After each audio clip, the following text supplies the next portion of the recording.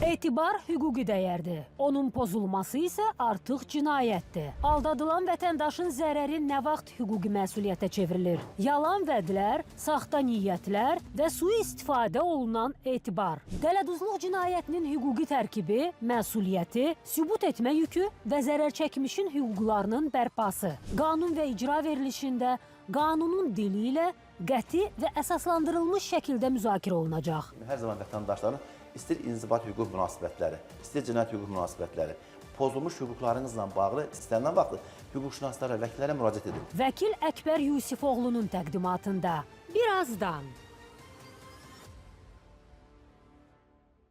Şərur MTK-nın baş sponsorluğu, Cihan Seylon çaylarının sponsorluğu ilə qanun və icra başladı. Şərur Mənzil Tikinti Kooperativinin sədri İsfəndiyar Axundov. Şirkət artıq 30 ildir ki, Bakı şəhərində mənzil tikməklə məşğuldur. Ona görə də çox böyük təcrübəyə malikdir. Yəni binalarımız həm keyfiyyətli, həm dayanacaqlı, həm də vaxtında qazın suyun işığını veririk. Ona görə də biz müraciət edirik sakinlərə. Yasamalda, Sarayda, Xırdalanda, Qobuda mənzillərimiz var. Təmir evləri üçün 25.000 manat, təmirsiz üçün 5.000 manat ilk ödəniş olacaq və uzun müddətli mənzillərə sahib ola bilərlər. Qapımız hər zaman üz-üzə açıqdır.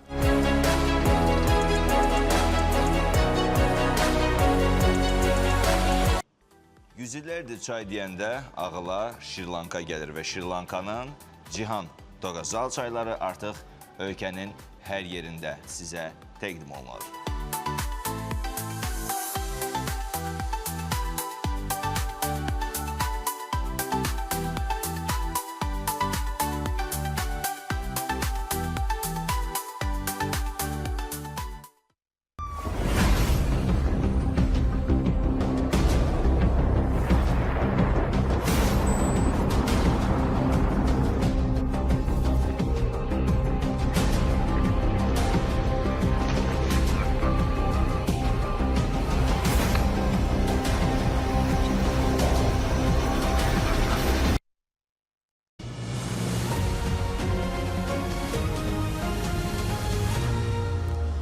Salam, hörmətli tamaşaçılar, qanun və icra proqramı biz yenə sizinlə. Bugünkü mövzumuz maraqlı mövzulardan biridir. Belə ki, bəşəriyyətin problemi olan narkotik vasitələrinin istifadə, onun dövrəsi ilə bağlı və narkotik adilətçilərinin sonraki tarihi ilə bağlı fikir mübadiləsi aparmaq üçün çox dəyərli ekspertlər dəvət etmişik. Bugün həqiqətən də biz istəsə də, istəməsə də Azərbaycan vətəndaşlarının bəziləri narkotik istifadəçisi və alücəçisi kimi özlərinə və ətraflarına və digər formada zərər vurmaqda davam edir.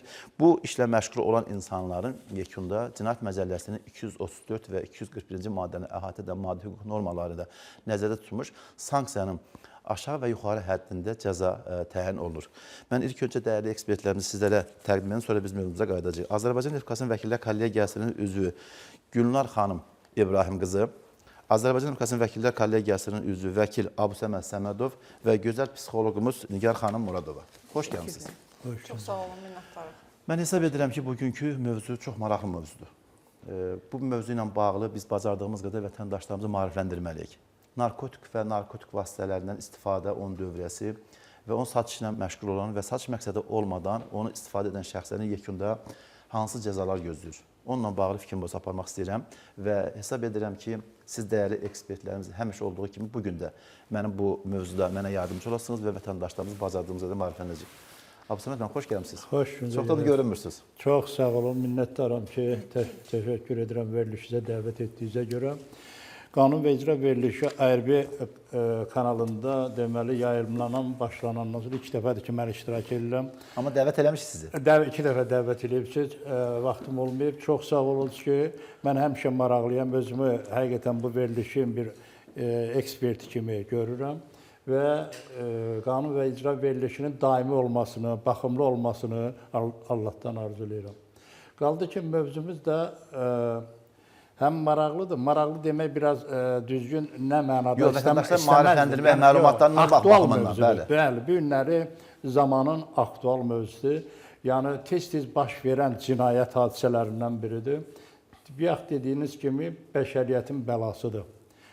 Narkotik vasitələrdən və psixotropik maddələrdən mütəmadi istifadə edən şəxslər bir qayda olaraq narkomana çevrilir. Bildiyiniz kimi narkomanlıq isə son dərəcədə pis bir vərdişdir. Son nəticədə psixi pozğunluğa və fiziki cəhətdən tam Hətta ölümlə nəticələnə bilir. Ona görə də elə mən oxumuşam ədəbiyyatlarda narko sözü deməli, Yunan sözüdür. Yunan tərcümə olunanda yuxlamaq, hüşsüz olmaq vəziyyəti deməkdir. Eyni zamanda məniyyə isə ağılsızlıq, son nəticədə ağılsızlıq, narkomaniya ikisi birlikdə həm özündə bühüşt olmaq və son nəticədə ağılsız bir adama çevrilməkdir. Yəni ağılsız ifadəsi törədə biləcək cinayətin hüquqi nəticəsini dərk etməyən insanlardır. Bəli, bəli.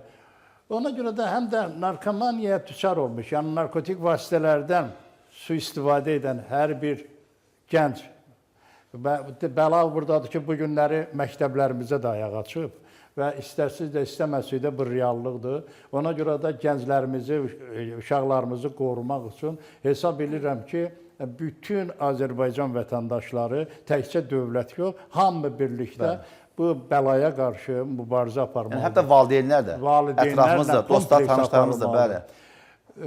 Bildiyiniz kimi, bu məsələ üzrə dövlət proqramları olub. Mənim bildiyim 2 dəfə dövlət proqramı olub. Yəni ki, 5 illiklər dövründə narkomaniya qarşı, narkotik vasitələrə qarşı mübarizə üçün dövlət proqramı olub. Eyni zamanda narkomaniya və narkotik vasitələrin, psixotropik maddələrin qanunsuz dövriyyəsi ilə əlaqədar mübarizəyə qarşı dövlət komissiyası təşkil edilib.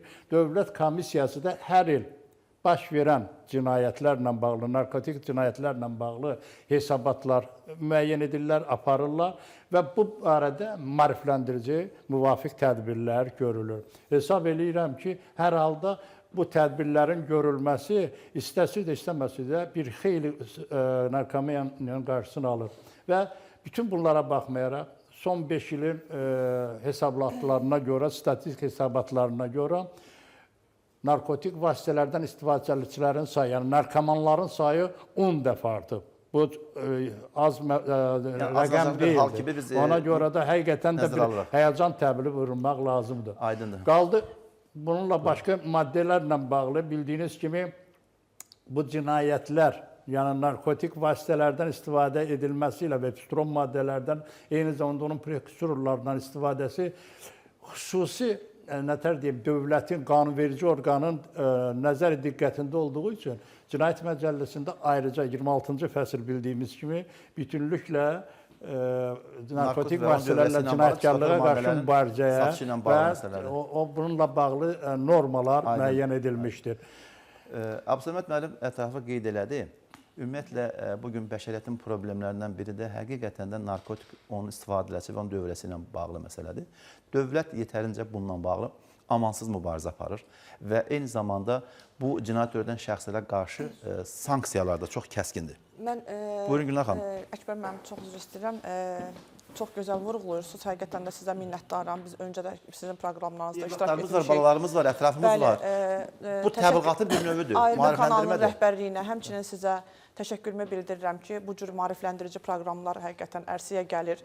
Sizin layihələrinizi həmişə bəyənirik, izləyirik. Həmçinin də ekspert kimi mütəmadi olaraq dəvət edirsiniz məni. Təşəkkür edirəm sizə. Ancaq burada danışırıq dövlətdən. Təbii ki, biz hüquqşünas kimi bilirik ki, Cinayət Məcəlləsinin böyük bir fəsli, 26-cı fəsil 234-cü maddədən 241-ə qədər. 241-ə qədər görün nə qədər geniş. Onun satışı, dövriyyəsi, saxlanılması, istifadəsi, emalı, bunun hamısını geniş bir əhatə edən məcəlləmizdə yer tutur. Ancaq gəlin belə deyək, hər şeyi dövlətin üzərinə qoymaq mümkün deyil. Gəlin görək biz insan olaraq, bir vətəndaş olaraq nə etmişik?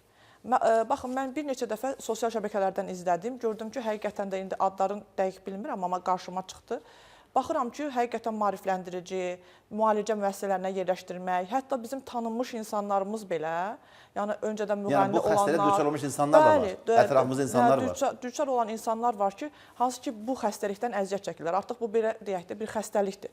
Bu xəstəlikdən əziyyət çəkir və mən təşəkkür edirəm dövlətimizə və dövlətçiliyimizə ki, həqiqətən bu günlərim hamı dərk edir ki, bu maddənin təsiri altında bunlar əziyyət çəkirsə, təbii ki, təqsirlənilən şəxs kimi cəlb olunacaqlar və məsuliyyətləri olacaqdır bu dövlət qarşısında, qanun qarşısında. Ancaq Amma burada iki fikir var da. Biri var xəstə, biri var bunun satışı təşkili cəmiyyəti zəhərləyən insanlar. Mən sizə bir şey deyim, Əkbər müəllim. Adətən bu məsələ ilə bağlı biz icraatımızdan da görürük ki, yəni bunun istifadə edən adamlar satışı ilə məşğul olur. Mən hələ rast gəlməmişəm ki, satışı ilə məşğul olan insanlar bundan istifadə etməsinlər. İlk öncə onlar istifadə edirlər, hətta icraatımızda sizdə də az deyil, Abu Səməd müəllimdə də az deyil ki, istifadə edirlər. Bir neçə dəfə bununla bağlı cəza alırlar və yenidən satışı ilə məşğul olurlar. Təbii ki, bu nüanslar bir-birindən əlaqəli nüanslardır. Yəni sırf istifadə edir, satış olmur. Bu belə deyək də, bu satışına qədər gəlib çıxırsa, təbii ki, bu satışı bilirik ki, ağırlaşdırıcı hallardır ki, orada xüsusilə küllü miqdar var, xeyli miqdar var. Bunlar daha ağırlaşdırıcı məsələlərdir ki, bununla bağlı artıq cəzalar da dəyişir. Artıq 10 ildən yuxarı cəza alma həddləri var. Axır cəza 8-dən 15-lə də. Bəli, 15-lə qədərdir. Ağır cəzalar artıq 10 ildən yuxarı verilir. Bu cinayətlərdə, mən üzr istəyirəm, icazə verin, bir balaca əlavə. Həm az ağır cinayətlər, həm ağır cinayətlər, həm də xüsusilə ağır cinayətlər. 15 ilə kimi cəza. Yəni cəza həddi narkotik vasitələri talamaq, oğurlamaqla bağlı, hədə-qorxu ilə tələb etmənin 4-cü bəndində 8 ildən 15 ilə kimi cəza nəzərdə tutulur. 8 ildən 15 ilə qədərdir. Əkbər mənim də qeyd etdiyi kimi artıq bu satışı onu ağırlaşdırıcı vəziyyətə gətirib çıxarır ki, orada daha ağır sanksiyalar tətbiq olunur və ağır cəza çəkmə müəssisələrinə belə deyək insanlar verilir. Ümumi rejimli deyil, ciddi rejimli, təbii ki, biz hüquqşünaslar bunu bilirik də, daha ağırlaşdırıcı formaya gəlib çıxır. Ancaq mən belə deyək də, ixtisasımızla əlaqədar olaraq, mütəmadi olaraq görüşlərdə də oluruq. Peşə fəaliyyətimizdən. Peşə fəaliyyətimizlə əlaqədar olaraq görüşlərdə oluruq, belə deyək də, dövlət orqanları ilə görüşürük və mütəmadi olaraq mənim məsləhətim, tövsiyəm, hətta bununla bağlı mən Milli Məclisə də müraciət etmişəm. Ondan ibarət olub ki, gəlin təhsil müəssisələrində, orta təhsil müəssisələrində, ali təhsil müəssisələrində, düzdür, mən əlaqə saxladığım müəyyən məktəblər var ki, orada mütəmadi olaraq bunlar tədris olunur, bunun ziyanı ilə bağlı bütün, belə deyək də, кейslər, hər şey izah olunur. Ancaq buna baxmayaraq, yəni bunu daha da fəallaşdırmaq lazımdır, daha da artırmaq lazımdır. Hər bir şeyi dövlətin üzərinə qoymaq olmaz. Dövlət tərəfindən... Yəni, dövlət kimi dövlət siz bizik də, insanlar da. Əlbəttə ki, biz insanlar da. Gəlin, baxaq, biz nə eləmişik? Aydındır. Biz nə eləyə bilirik? Salam. Xoş gəlmişsiniz. Vəkillərimiz fikirlərini söylədi, yəni giriş verdi mövzumuza. Biraz vətəndaşlarımızın marifləndir. Ümumiyyətlə, bu bəlalı bir mövzudur. Bugünkü bu mövzumuz, Əkbər müəllim, doğrudan aktual bir mövzudur. Çünki hal-hazırda gənclərimiz, yeniyetmələrimiz, müəyyən bir bəlli yaş dövründə olan insanlar doğrudan sözün əsl mənasında əziyyət çəkirlər. Yəni, aludə olurlar, bir dəfə aludə olurlar və həmin onun artıq istifadəçisinə çevrilirlər. Burada, belə deyim də, psixoloji hal, siz hüquqi tərəflərini danışırsınız. Mən də istəyirəm, psixoloji tərəflərindən danışım ki... O xəstəlik düşər olmuş insanın ətrafından danışın, valideynlərlə, onlar nələr çəkir? Baxın, Əkbər müəllim, bir şey demək istəyirəm ki, cəmiyyət deyirik, cəmiyyət günahkardır. Əslində cəmiyyət kimdir? Cəmiyyət də bizik də. Biz ailələr, ümumiyyətlə Günah xanım vurğulayır ki, məktəb, ali təhsil müəssisələri, kolleclər, kütləvi, belə deyim də, insanların toplaşdığı yerlərdə təbliğat... Hətta mən şirkətlərə də belə deyirəm ki, yəni mütəmadi işçi götürəndə necə analiz edirsiniz, mütəmadi olaraq onlarla tamamilə doğru. Bax, bunlar təbliğat xarakteri daşıyır müəyyən bir müəssisələrdə. Amma mən düşünürəm ki, birinci növbədə ailə və onun nəzarəti. Ailədə nəzarət olarsa, əgər bir valideyn öz övladına, öz uşağına 24 saatın, yəni gün ərzində... Şərur Mənzil Tikinti Kooperativinin sədri İsfəndiyar Axundov. Şirkət artıq 30 ildir ki, Bakı şəhərində mənzil tikməklə məşğuldur. Ona görə də çox böyük təcrübəyə malikdir. Yəni, binalarımız həm keyfiyyətli, həm dayanacaqlı, həm də vaxtında qazın suyun işığını veririk. Ona görə də biz müraciət edirik sakinlərə. Yasamalda, Sarayda, Xırdalanda, Qobuda, mənzillərimiz var. Təmir evləri üçün 25.000 manat, təmirsiz üçün 5.000 manat ilk ödəniş olacaq və uzun müddətli mənzillərə sahib ola bilərlər. Qapımız hər zaman üzücü açıqdır.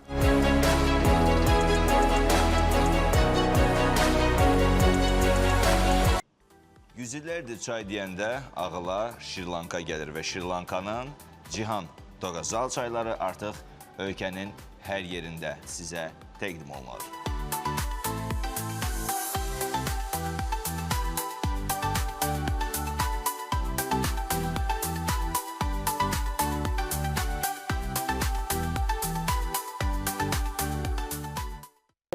saatın 15-20 dəqiqəsini ayıra bilmirsə və eyni zamanda bu məndən keçdi, günah cəmiyyətindir, mühitindir, məktəbindir, ali təhsil ocağındır. Əfsər olsun ki, bugün cəmiyyətimizdə tanıdığımız şəxslərdə bu bəlaya düçar olan insanlara rast gəlmişik. Hətta onların adaptasiya olunması, müalicə üçün müalicə məsələni yerləşdirdiyini görmüşük. Bəli, reabilitasiya məqsədlərində hətta belə deyim ki, Əkbər müəllim, reabilitasiya mərkəzlərində o valideyndir, o valideynlərdir. Bəli, bax, mən etaplardan gəlmək istəyirdim. Üzr istəyirəm, Abdusəməd müəllim. Mən etaplardan gəlmək istəyirdim. Çünki mən özüm də, yəni siz hüquqi tərəfdən yanaşırsınız.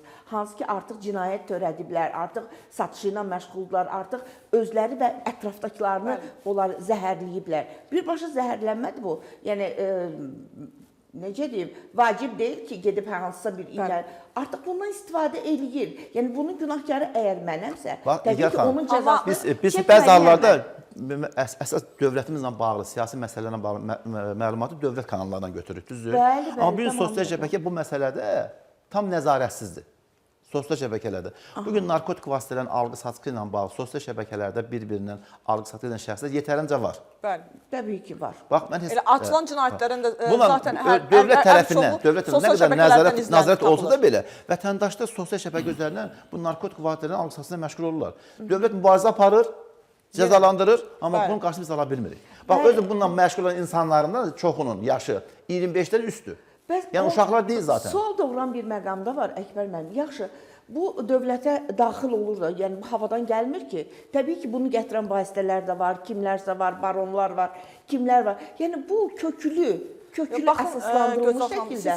Qeyd etdiniz ki, yəni valideynlər, təbii ki, valideyn tərbiyəsi, ailə tərbiyəsi bu başqa. İlk öncə uşaq, övlad ailə tərbiyəsi görür. Ancaq sonra bu maarifləndirmə işləri tədricən olmalıdır ki, yəni bir ailə nə qədər nəzarət edə bilər? Anadır, atadır, mütəmadi işlədir. Valideynlərin məlumatı da olmur. Heç o haqda məlumatı yoxdur ki, onun övladı uzun müddət həmin o narkotikdən istifadə edirlər. Övladın gələcəyi üçün, təhsili üçün işləyir. Təbii ki, işləməsə, valideyn övladını necə ərsiyə gətirə bilər? Vaxt ayırır, təbii ki, ayırır. Ancaq tək valideynin də üzərinə gəlməyək də. Çünki valideyn bacardığın, bildiyin, nə qədər nəzarət eləsən də, yəni övladın, elə övladlar az rastlaşmırıq ki, xarakteri, xasiyyəti elədir ki, övladı elə aparır özün ki, valideyn bilmir ki, o nə edir. Yəni, belə deyək də, valideynin üzərində deyil. Əgər bu şəxsiyyət belə formalaşıbdırsa, yəni valideyn nə qədər nəzarət eləsə də, hətta elə olub ki, valideyn özü bizə yaxınlaşır ki, qoyun mənim övladımda tutulsun. Hətta mənim vəziyyətimdir. Nigar xanım, bax, klinik psixoloqsuz, ümumiyyətlə, narkomanı o ağır vəziyyətində hər hansı bir icraatınızda müraciət edən şəxs olmur sizə? Bəli, əlbəttə ki, yəni, belə deyim, onlar vəziyyət çıxartmaq mümkündür, onlar adaptasiyası ilə bağlı. Bax, Əkbər müəllim, birinci bu uzun müddət vaxt aparan bir məsələdir. Yəni, asılı olan insan birinci növbədə emosional durumları... Çox üzr istəyirəm, mənə elə gəlir ki, çox tabiçilik də göstərmir. Yəni, o psixoloqa tabi olmaq istəmir, valideynlərinə tabi olmaq istəmir. Yox, bəzən tabi olurlar. Yəni, mən öz praktikamdan deyirəm ki... Artıq narkomaniya meyl edən şəxs bir neçə ondan asılı vəziyyətə düşürsə, artıq iradəsizlik yarar. Bəli. Bunun üçün də təkcə mən üzr istəyirəm, psixoloqumuzu başqa mən də demək istəmirəm. Təkcə psixoloqla bu məsələ o qədər həqiqətən aktual mövzu ki, ürəyimiz doludur, ona görə belə. Bununla təkcə bitmir də. Bunun üçün indi hazırda son dövrlər hamımız bilir ki, bərpa mərkəzləri yaranıb. Bəli. Yəni hər bir valideyn bu barədə həqiqətən düşünməlidir. Abdusəməd müəllim, mən eyni zamanda bərpa mərkəzlərinə qoymalıdırlar. Qoyurlar, reabilitasiya mərkəzlərinə nə olsun ki, qoyurlar? Orada da qaçırlar. Tabiçilik göstərmirlər, bəli. Mən tanıdığım neçədən ailələr var ki, saxlaya bilmirlər. Bir qayda olaraq mən demirəm ki, yəni əgər asılıdırsa, artıq bilirsiniz ki, narkomaniya iradəni zəiflədir. Bu adamda istək yaranmır. Artıq iradəsizdir. Bunun imkanı yoxdur ki, bu xəstəlikdən azad olunsun. Narkotik maddələrin qəbulundan imtina etmək qadir deyil artıq. Hətta Bunu həm valideyn, həm məktəb, əgər gənclikdən danışılır, çox üzr istəyirəm. Hətta qanunvericilikdə də belə deyək də izah olunur, şərh olunur ki, həmçinin də sanksiyada qeyd olunubdur ki, məcburi müalicə müəssisəsinə yerləşdirməklə bağlı sanksiyalar var. Yəni 234-1-dədir. Bəli, 234-1-də. Orada hətta valideyn özü də gəlir deyir ki, mən istəyirəm ki, müalicə müəssisəsinə yerləşdirilsin. Mən övladımın öhdəsindən gələ bilmirəm. Bunu qanun belə nəzərə alıbdır. Yəni Cinayət Məcəlləsinin 234-1-ci maddəsində birbaşa dispozisiyasında qeyd olunubdur ki, müalicə müəssisəsinə yerləşdirilmək. Amma eyni zamanda da Abzəvər müəllim, bir onu da faktiki qeyd edeyim ki, müraciət eləyirlər. Məsələn, ilkin stadiyada, məsələn, psixoloqa ilkin stadiyada onlar müraciət eləyirlər. Amma ağır stadiyalar artıq o sizin peşənizə uyğundur ki, hansısa bir cinayəti artıq törədib və yaxud da maksimum pik həddədir, hansı ki, ona bir, belə deyim də, geri qaytarmaq mümkün deyil. Tabi olmurlar, reabilitasiya mərkəzlərinə yerləşmək istəmirlər, psixologiya getmək istəmirlər, belə deyim də, seans terapiyalara tabi deyirlər və s. və Amma bir şey də var da, o zaman, bəli, unutmayaq ki, bu günlər cəmiyyətimizdə biz qeyd edədiyimiz o insanlar bizim vətəndaşlarımızdır. Əlbəttə ki. Əfsus olsun ki, çoxu... Biz ağrı çəkirik, biz bunu səsləndirməyə belə bizə ağrı gəlir ki... Bu mövzuda danışmaq həqiqətən də bizə bir vicdan əzabı verir. Mənim tanıdığım bir neçə insanlar var ki, hansı ki, mətbuatda aktual insanlar olur cəmiyyətdə. Onlar da bu bəlanın düçarına qurban olublar və uzun müddət müalicə alırlar və əfsuslar olsun ki, adaptasiya olub əvvəlki həyatını bərpa eləmək mümkün deyil. Bugün cəmiyyətimizdə bununla bağlı dövlətimizin bu cinayət törədən şəxslərə qarşı şübhəli və təqsirlənən şəxslər məhkəmə müstəvisinə çıxdıqdan sonra onları, belə deyək ki, az ağır, xüsusilə ağır, törətdiyi cinayətin əməlinə görə, yəni o belə narkotik çəkisinə görə, küllü miqdar olduqda, az miqdar olduqda, xeyli miqdar olduqda, dövlət onu artıq tənzimləyir. Biz onun sanksiyasının axırıncı həddini deyirik. 8 ildən 15 ilə qədər azadlıqdan məhrum etmə cəzasını dövlət müəyyən eləmişdir. Ən ağır cəzalardan biridir. Yəni, insan əgər dərk eləyirsə, bilməlidir ki, yəni bu vəziyyətdə artıq xüsusi təhlükəli cinayətdir və ağır cəzalardan tətbiq olunur. Hətta belə deyək də, ümumi rejimli, ciddi rejimli cəza çəkmə məsələlərinə yerləşdirilir. Hətta müalicə məsələ ilə bağlı dövlət, bu bəzi hallarda, üzr istəyirəm, yəni siz də fikrini söyləyin, bəzi hallarda icraatımızda bəzi işlər var ki, görürsünüz ki, artıq bu xəstədir, potensial xəstədir və bunun müalicəsi, belə deyək ki, dövlət özlərinə götürür və cəza təyin etdikdən sonra onu uzun müddətli müalicə məsələlərinə yerləşdirməsinə bağlı qərar qəbul edir. Bəli. Əlbəttə. Hörmətli Əkbər müəllim, mən yenə də deyirəm, bu təkcə bir Azərbaycanın bəlasıdır, bu bəşəriyyətin beynəlxalq bir xarakter daşıyır. Buna görə bildiyiniz kimi, hələ narkotik vasitələrlə mübarizə vahid konvensiya var, 61-ci ildə qəbul edilib. 71-ci ildə psixotrop maddələrə qarşı mübarizə ilə bağlı konvensiya qəbul edilib. Sonra 88-ci ildə qəbul edilib. Bunlar hamısı reklamımız var, qısa aradan sonra verilişimizə dönəcəyik inşallah. MTK-nın baş sponsorluğu, Cihan Seylon çaylarının sponsorluğu ilə qanun və icra reklamlardan sonra davam edəcək.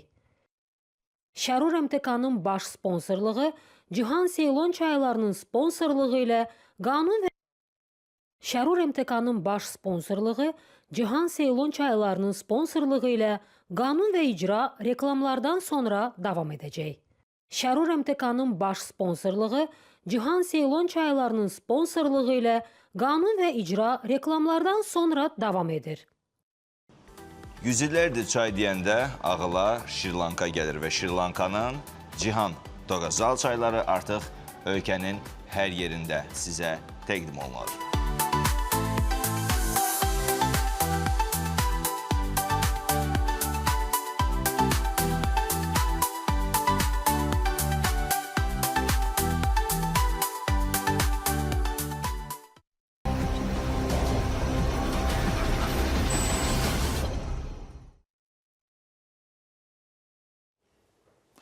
Hörmətli tamaşaçılar, Şəhər Mənzil Tikintə Kooperativinin baş sponsorluğu veriliş davam edir. Şəhər Mənzil Tikintə Kooperativində ilkin müqavilə üzrə təmirli evlər 25.000 təklif olunur şirkət tərəfindən. Eyni zamanda təmir serilər 5.000 təklif olunur və uzun müddətli kredit müqaviləsi ilə Bakı şəhərində və Bakı və ətrafında mülkiyyət əldə edə bilərsiniz. Şəhər Mənzil Tikintə Kooperativində yaxınlaşan zaman orada istədiyiniz hüquqşünas və vəkillərlə müraciət edib müqavilənin şərtlərinə uyğun olaraq müqavilə bağlamaq sizə bir tərəfdən tövsiyə olunur. Eyni zamanda Cihan çayları inanın, elə ekspertlərcə bunu təsdiqləyir. Çox yaxşı çaydır və süfrənizin bəzəyi olsun. Yoğunluq olanda istifadə edin. Yəni yoğunluq olmayanda istifadə eləməyin. Ancaq yoğunluq olanda cihan çaylarını istifadə edin, onda biləsiniz onun tamın və ləzzətin. Bugünkü mövzumuz həqiqətən də cinayət məcəlləsində bir fəsil olsa da belə, bu gün cəmiyyətimizdə, məhkəmələrdə yetərincə narkotik vasitələrin və onun psixotor maddələrin dövriyyəsi, emalı, satışı ilə bağlı yetərincə təqsirləndirilən şəxslərimiz var. Bəli. Demək olar ki, məhkəmələrin, çox üzr istəyirəm, deməli, məhkəmələrin icraatında demək olar ki, 10 işdən 8 dənəsi narkotiklə bağlıdır. Yəni, bugünkü gün həqiqətən cəmiyyətimiz acınacaqlı vəziyyətdədir ki, bu cinayətlərin sayı dayanmaq əvəzinə get-gedə artır. Yəni, elə vəkillərin də... Gənclər ona maraq göstərir. Bəli, icraatında olan işlərlə bağlı hamımız təsdiqləyə bilərik ki, yəni, icraatımızda olan bizim işlərimizdən də cinayət işlərinin əksəriyyətini narkotik təşkil edir.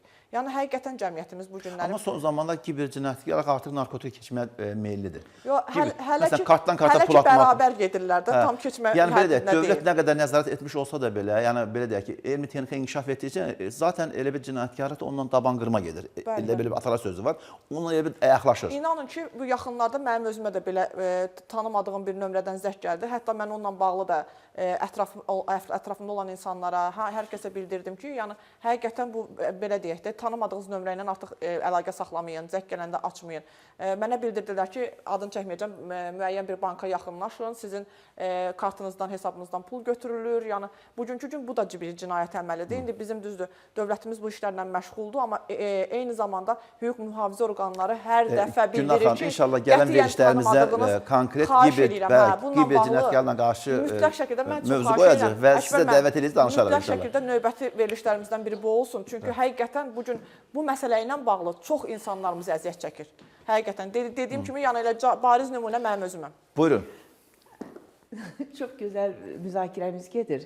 Yəni bugün ağlamalı, mən ağlamalı deyirəm. Bəli, əslində çünki elə bir mövzudur ki, bugün mən işləndə ki, filankəsin evladı istifadəçidir, mənim əlim ayağım əsir. İnan, zaten mən pis oluram. Əkbər müəllim, siz təsəvvür edin ki, hansı ki acınacaqlı vəziyyətdə, ümidsiz şəkildə valideyn elə bir vəziyyətdə gətirir ki, övladını. Yəni çıxış yolu tapmaq üçün hər vasitəyə əl atırlar. Nigar xanım, ümumiyyətlə bax, bunun bəşəriyyətdə belə bir adı var da, ağ ölüm. Bəli, konkret ağ ölüm. Yəni konkret deyə bilərmi? Bunu bir tam eləyən, bunun ləzzətini alan, bundan istifadə edən adamın yekunu bioloji yox, ölümün tezləşdirən bir amildir. Yəni ölümdür. Təbii ki, əgər bir halda ki, beyin hüceyrələri, neyronlar, eyni zamanda orqanizmdə qan damar sistemi, yəni insan birbaşa özünü idarə etmədən çıxır. Yəni kontroldan çıxır, səs tonu dəyişir, emosional durumda olur, hətta baxışları, bəli, göz altında bax qaralmalar. Bunu mən deyim valideynlərə bir maarifləndirici olaraq diqqətlə, yəni övladınıza yetişən, yeniyetmə dövründə olan övladlarınızı hər zaman diqqətdə saxlayın. Hansı ki, ola bilər ki, o sizdən gizlətsin. Onlar daha çox, belə deyim, istifadəçi insanlar daha çox yalan danışmağa meyilli olurlar. Onlar heç vaxt boyunlarını almır ki, mən bunun istifadəçisiyəm. Konkret o yalan danışmağa meyilli ifadəsini əlavə mən eləyə bilərmi? Onlar üçün həyatda heç nə müqəddəs deyil. Bəli, təbii ki. Hətta deyim ki, and içib, nə bilim, aman edib və gedib ondan istifadə edən pasiyentlərim də olub mənim. Ki, valideyn axşama zəng edib ki, maşında yenə də mən bir qutu tapmışam. Yəni, bu nə deməkdir? Bu onun üçün andaman, yəni sadəcə söz xaricində söz demək olur. Deyir və çıxır gedir, yenə istifadə edir. Çünki, bax, burada söhbət asıllıqdan gedir.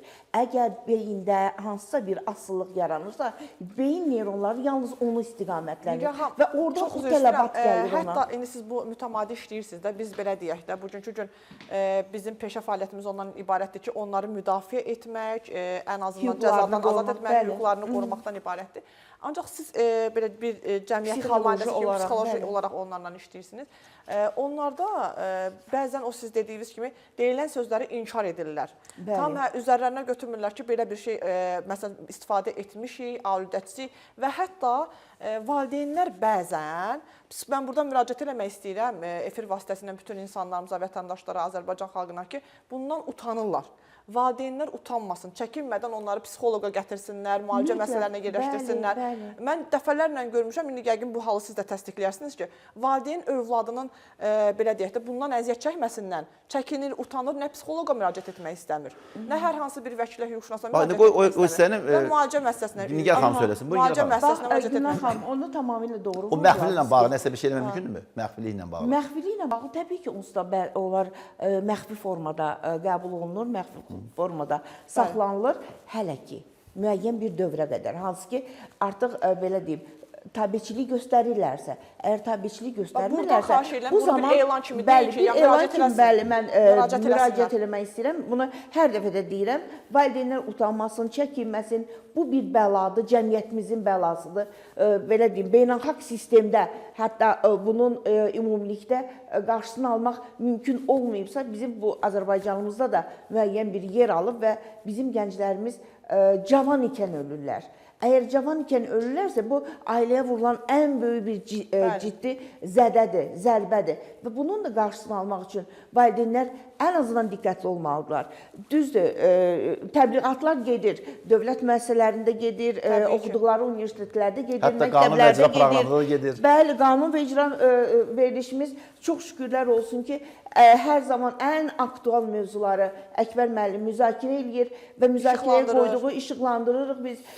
Hər dəfə də müəyyən dərəcədə və yaxud da maksimum dərəcədə biz çalışırıq ki, valideynlərə, cəmiyyətə, insanlara, vətəndaşlara çatdıraq ki, diqqətli olun. Evdə valideyn diqqətli olun. Bəli, müraciət etsinlər. Və ilkin stadiyada məsələn valideyn hiss etmədiyi halda birinci növbədə onların göz bəbəyinə baxsınlar, onun qırmızılığını hiss eləyənə qədər, yəni bəzən olur, hətta soruşursan ki, ay balam, sənin gözlərin nədən qırmızıdır? Belə pasient müraciət eləmişdi. Valideyn deyir ki, soruşuram ki, sən hər gün gəlirsən, gözlərin bu qədər, deyir yorğunam, dərsdə çox yorğun olurdum, nə bilim, kolokviyuma hazırlaşmışıq və s. və əl-axıra.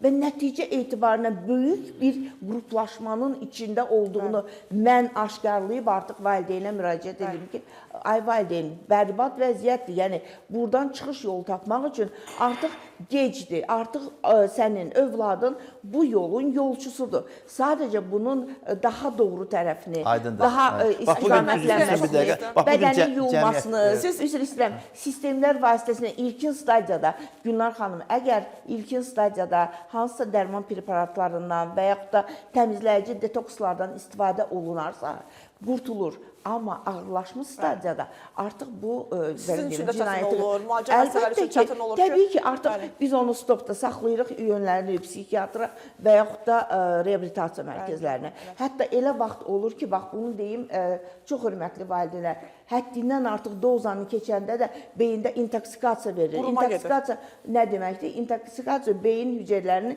zəhərlənməsi. Onlar artıq qeyri-adi, belə deyim, hallusinasiyalar görürlər, qeyri-adi varlıqlar görürlər. Onlarla danışırlar, onların öz fantaziyaları var və s. və əl-axıra. Yəni, bir mənalı şəkildə evdə övladlarınıza diqqətinizi daha da çoxaldın. Yəni, bu bir əsrimizin bəlasıdır. Bir məsələn deyəcəm, Əkbər müəllim, siz indi gördüm sətr altı vurğuladınız ki, burada cəmiyyətdən biraz çəkinirlər ki, cəmiyyət qınıyar, neyniyər, belə də. Bugünkü gün cəmiyyətimiz üçün utanç hissi yaşayarsınız. Yaşayarlar, yəni valideynlər ətrafında olan insanlara bildirməsinlər bu məsələni. Amma qeyd etmək istəyirəm ki, psixoloqumuz gözəl söylədi. Həqiqətən məxfilik məsələsi var ki, o psixoloqa müraciət etdikdə bu tam məxfi saxlanır. Necə ki, bizdə vəkillik və vəkillik fəaliyyəti haqqında qanunda göstərilir ki, bizim icraatımızda olan işlər dəfələrlə bizə deyilib ki, məsəl üçün bu bir sir kimi öz aramızda qalsın, ətrafımız bilməsin, yaxınlarımız bilməsin. Təbii ki, bu vəkillik və vəkillik fəaliyyəti haqqında qanunda da birbaşa göstərilib ki, bu peşə sirri olaraq bizim icraatımızda olan işlər tamamilə məxfi saxlanılır. Necə ki, sizdə. Yəni bu da yəni bir cəmiyyətə buradan ismarış kimi göndərək ki, yəni bu məxfilik qorunur. Arxain olsunlar ki, burada məxfilik, konfidensiallıq mütləq qorunmalıdır. Çox özür istəyirəm. Mən hesab edirəm ki, bugünkü proqramımızda biz bu mənəvi tərəfin eyni zamanda burada o şahlar dövründə bir elan olanda carçılar göndərirlər əraziyə. Səs gücləndiricinin insanları meydana dəvət edirlər Bəli, ki, bəli. məsələn, bu günlər bu falan şey olacaq, bu gün falan şey olacaq. Biz bu günləri bax bizə yaradılan bu şəraitdən bir carçı rolunu oynayırıq. Biz maarifləndirmə və məlumatlandırma rolunu oynayırıq. Bu gün həqiqətən də cəmiyyətdə, gələcəkdə evladınızı və evladlarınızı və yaxınlarınızı itirməmək üçün çalışın vaxtında operativ qərarlar qəbul edin. Bax, satmaq, emalı, dövriyyəsi və daşınması ilə bağlı. Buyurun. Daşınması ilə bağlı ən balan 234-cü maddə özü mürəkkəb quruluşa malikdir. Bəli. Burada Bir neçə detalları özündə birləşdirir. Bir cinayət tərkibi yox, bir neçə cinayət Bəli, tərkibi. Mən deyərdim, əvvəllər yəni 4 cinayət idi. 2022-ci ildə külli miqdarda 234.1-1 əlavə ediləndən sonra o da həmin çəkisi ilə bağlı məsələlərdə. Bəli, çəkiyə görə. Yəni məhkəmə istintaq təcrübəsində belə idi ki, külli miqdarda olduqda bir qayda olaraq onu satış kimi qiymətləndirib verirdilər. Ali məhkəmənin plenum qərarları da var idi ki, və plenum qərarında göstərirdi ki, təkcə külli miqdar olması ilə bağlı ona satış vermək yox, alıcını müəyyən etmək, hissələrə bölünməsi, alət və vasitələrin olması, bütün bunlar kompleks şəkildə olduğu halda... Tərəzi. Amma qanunverici orqan bunu nəzərə alıb, deməli, satış məqsədi olmadıqda, külli miqdarda əldə edib saxladığı halda 234, deməli, .1-1-ci maddəni həmin maddəyə əlavə edildi. Qaldı ki, birincisi dediyimiz kimi əldə etmə və saxlamadır 234.1, bildiyiniz kimi 3 ilə kimi orada cəza nəzərdə tutulub. Yəni istifadə etmə. Onu hamı istifadə etmək kimi bilir. İkinci də satış məqsədi ilə qanunsuz olaraq narkotik vasitələr və psixotropik maddələri əldə etmə, saxlama, daşıma, nə bilim, emal etmə, göndərmə, bütün bunlar da cinayət tərkibi yaradır. Bir nüansı qeyd eləmək istəyirəm ki, yəni qanunvericilikdə aydındır ki, göndərən də, istəyir göndərmənin üsulu... Daşıyan da. Eyni zamanda daşıyan özü də bu məsuliyyəti daşıyır. Və eyni zamanda həmçinin narkotik maddənin daşıdığını bilməyən şəxs tərəfindən daşındığı halda bu üsuldur. Amma həmin şəxs özü məsuliyyətə, yəni bilmədiyi halda... Yəni bu günlər daşıyıcı deyəndə həm taksi şoferləri, kuryer yəni nəqliyyat vasitələrindən istifadə etməklə, bilərəkdən əgər daşıyırlarsa, hamısı bunlar ora daxildir. Bir məsələni də qeyd etmək istəyirəm ki, narkotik vasitələrdən bir neçə dəfə istifadə etmək həqiqətən deyərdim ki, tələdir və bataqlığa girməkdir. O bataqlığa düşən istəyir heyvan, istəyir insan sirkələndikcə, cəhd ilə çıxdıqca daha dərinliyə batır. Bu reallıqdır, bu şübhəsizdir. Ona görə də heç ilkin olaraq edilməməlidir. Bir məsələni həqiqətən deyim, 1975-ci ildə mən 3-cü kurs qurtarmışdım. May-iyun ayları idi. Mayın axırı, iyun ayı. Demək olar ki, imtahanlar da qurtarmışdı. O vaxt 3-cü kursda artıq biz xüsusi hissəni, 2-ci kursda ümumi hissə keçirilirdi, cinayət hüququ. 3-cü kursda isə xüsusi hissə. Xüsusi hissədə də yəni cinayətlərin təsnifatı, kommentarisi, izahı var idi ki, nələr cinayətdir, hansı hallar cinayətdir, cinayət tərkibi, obyektiv, subyektiv tərəfləri ətraflı şərh edilirdi. Bir gün deməli, yataqxanada qalırdım, bir yaxın dostum gəldi yanıma və cibindən çıxartdı bir dənə həqiqətən fındıq boyda bir ota oxşar bir maddə. Onacan mən bilmirdim, doğrudan da görməmişdim. Dedi, gəl bunu siqaretin qoyaq, bir də çəkək. Mən də artıq cinayət hüququnda oxumuşdum ki, bir neçə dəfə istifadə etmək artıq aludəçilik, asıllıq yaradacaq. Bunu bilirdim. Balkonun qapısı açıq idi. Dedim ki, bir baxım elə, aldım, tulla. Neynədin? Dedim, olmaz, qətiyyən olmaz. Yəni, həqiqətən, özü də deyim ki, dostum yaxşı oğlandı. Yəni, hardansa onu əldə etmişdi ki, güya ki, yoxlasın gələk. Eyni insanlara xilas etmək lazımdır. O insanları xilas eləmək lazımdır. Qaldı ki, bu mövzumuzla bağlı, yenə də deyirəm, 234-dən tutmuş 240-cı maddəyə qədər və istəyir narkotik tərkibli maddələrin kultivasiya edilməsi də cinayətdir. Bu, deməli, istər mühafizə altında olanın yığılması, istəyirsə sahədə yığılması, hamısı demək olar ki, cinayət. Əkilməsi, becərilməsi məsələsinin 237-ci maddəni haqqıdır. Bəli. Yəni, ümumi şəkildə hər bir şəxs bilməlidir ki, yabanı şəkildə də əgər toplayırsa, əldə edirsə, bu da cinayətdir. Bəli. Qaçmaq lazımdır. Belə hallardan da uzaq. Adi xaşxaşdan, məsələn, çox vaxtı kənd yerlərində xaşxaş bitkilərini əkib və Nazirlər ondan Kabinetinin çörəyin üzünə də Nazirlər vurmaq. Kabinetinin qərarında Amma həmən narkotik maddə, psixotrop maddənin siyasi qeyd olunub. bəli. Kitabda var onlar hamısı. ona görə də qozanın əgər artıq yetişmiş qeyd qoza eləmirik, süddə olanda tiryəki yaradır. Ona görə də belə hallardan da hesab edirəm uzaqlaşmaq lazımdır, qaçmaq lazımdır. Bir də Bir məsələ- öz təcrübəmdən Bir şey də qeyd edirəm. Bu maddənin xüsusi hissəsi də var, xüsusi qeydləri var. bəzi şeyləri demək istəyirəm. Bəli. Əkbər müəllim. Deməli, bəlkə vəkillərin çoxunun təcrübəsində mövcuddur. Bu şübhəsizdir ki, narkotik vasitələrdən istifadə etmək cinayətdir və həm özü üçün, həm ətrafı üçün təhlükə yaradır. Bilirik ki, asıllıq yaradan narkotik vasitələrdən istifadə edən kəs əvvəla ailəsini itirir, əmlakını itirir, malın mülkünü itirir, şəxsiyyətini itirir və sonda da həyatını itirir. Bəli, bəli. Sonda da həyatını itirir. Ümumiyyətlə bu narkotik vasitələrlə məşğul olan insanların Amma özündən bir çox şey ətrafa ziyan vurur. deməyi hesab edirəm ki, zəruridir. Nə üçün? Mənim təcrübəmdə rast gəlinir ki, açığı deyim ki, məsələn, ilkin sənədləşmələr bəzən düzgün aparılmır. Elə bizim təyinatla çıxan vəkillərimiz də bəzən qanun pozuntularına yol verirlər. Mən onlara həqiqətən tövsiyə eləyərdim ki, bu peşə çox şərəfli, yaxşı peşədir. Amma bu peşənin gərək qədrini biləsən. Mənim təcrübəmdə bir neçə dənə işlərdə narkotiklə bağlı video çəkiliş, aydın ki, götürmə vaxtı... O detallara keçməyək. Bu günlər bizim mövzumuz qanun və icra proqramıdır. Aydındır. Narkotik cinayət Yox, o məsələsi... sirləri yaymaq olmaz da. Yox, mən demirəm. Deyirəm ki, nöqsanlar gələcəkdə baş verməsin. Mənim, birisi necədir? O, nənələrimizin, babalarımızın bir yaxşı sözü var. Su səngi deyil, suda sınar.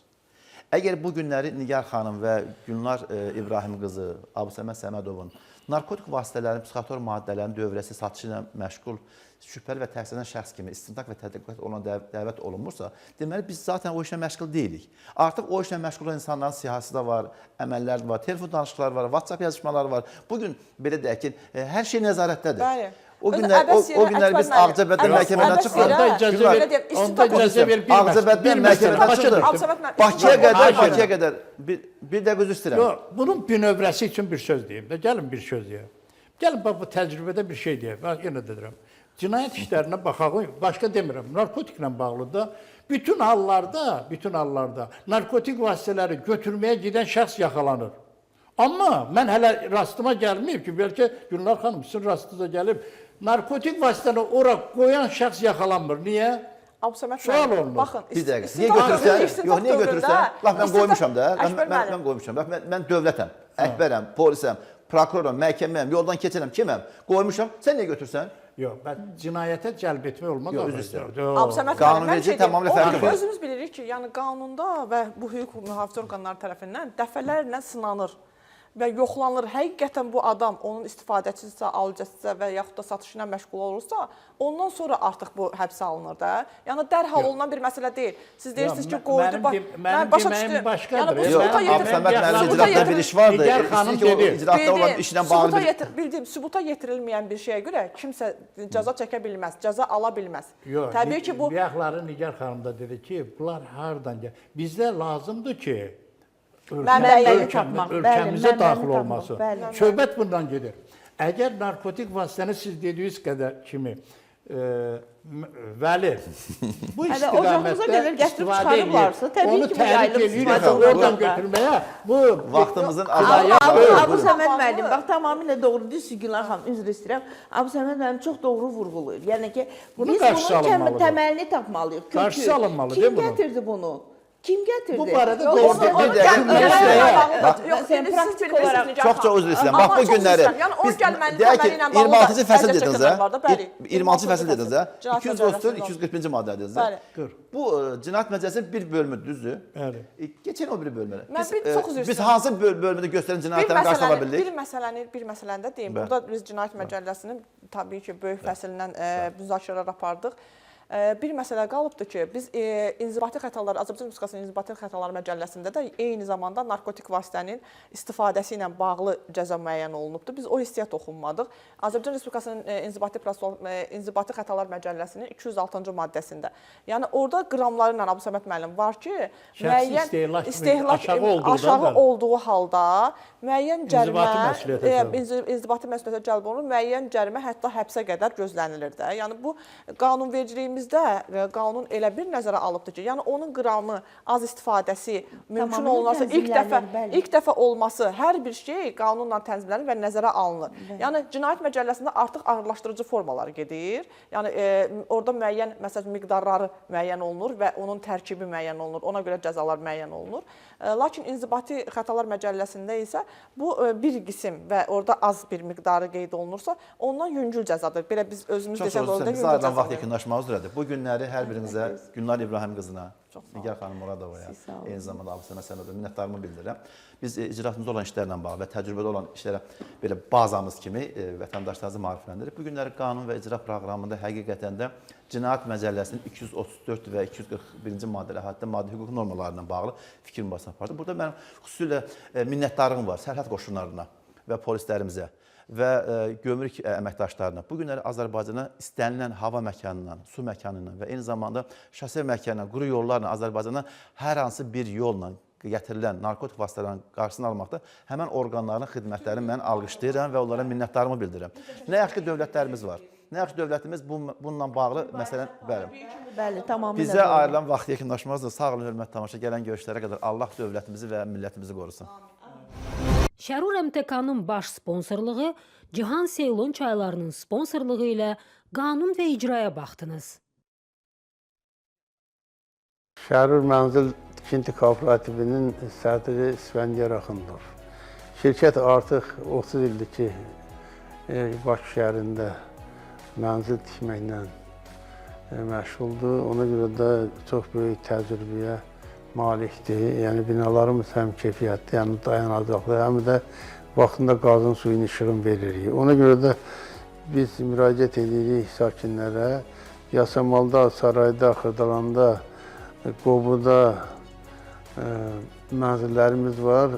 Təmir evləri üçün 25.000 manat, təmirsiz üçün 5.000 manat ilk ödəniş olacaq və uzun müddətli mənzillərə sahib ola bilərlər.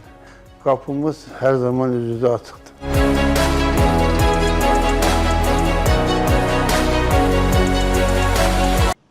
Yüzillərdir çay deyəndə ağıla Şirlanka gəlir və Şirlankanın Cihan Doqazal çayları artıq ölkənin hər yerində sizə təqdim olunur.